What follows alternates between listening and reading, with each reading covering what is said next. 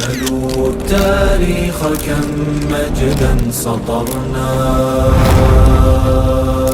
على صفحاته وبه تغنى. الحمد لله په داسې یو سیمینار کې و در اوایل جا دارد که از نهاد کلمات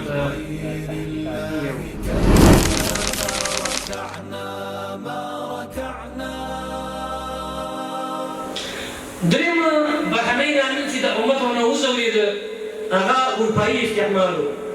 اروپایي استعمار دا دوه برخې لري. لومړۍ برخه چې د هغه پخوانی استعمار ده او دویمه چې د هغه اوسنی استعمار ده. پخواني استعمار چې کله اروپایي استعمار دوی دوه کار وکړل. یو کار یې دا وکړ چې د اسلامي امت او د اسلامي نړۍ دا چې خلکو محاصره کړله او دغه محاصرې بیا وخت سره دوام وکړ تر دې چې اوس د اسلامي نړۍ اکثره ممالک د دوی په کنټرول دوی په واک کې دي. دوم کار چې د معاصر یا پخواني اروپایي استعمار هغه دا و چې دوی خلکو په ځمکه کې چې کومه نقشه وه دغه نقشه په دقیقه توګه مطالعه کړله او دوی په مطالعې په نتیجه کې د خلکو د دنیا بحرونه وپېژندل. هغه تجارتي بحري لارې چې وخت به اسلامي نړۍ له دې نه تغذیه کېدله د دې په خلاف یې نورې لارې ایجاد کړلې.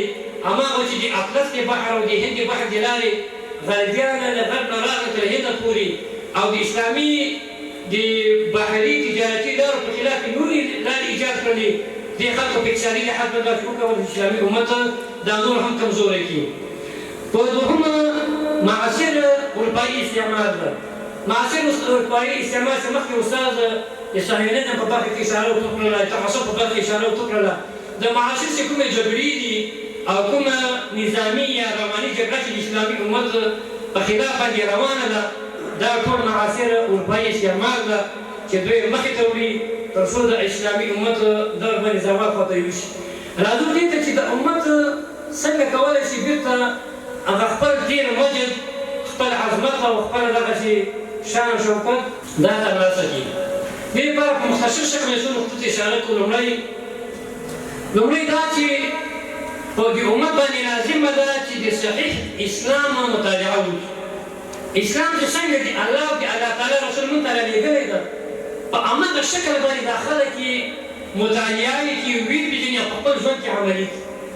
حضرت عمر فاروق رضی الله تعالی عنه فرمایي چې نحن قوم اعزنا الله بالاسلام.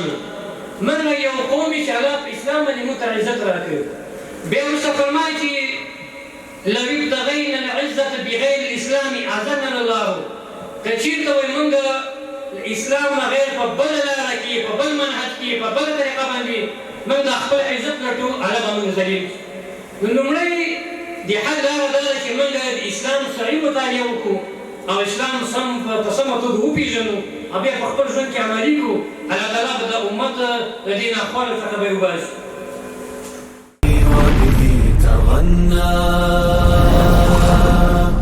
تهاب الأسد وطأتنا لأننا